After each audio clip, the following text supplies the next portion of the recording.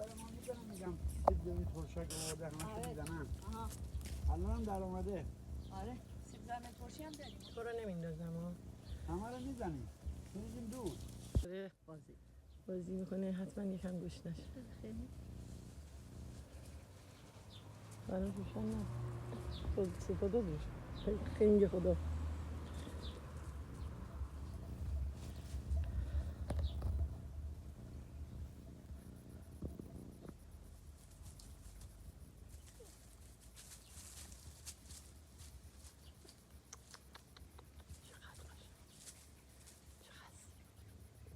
پدر و بچه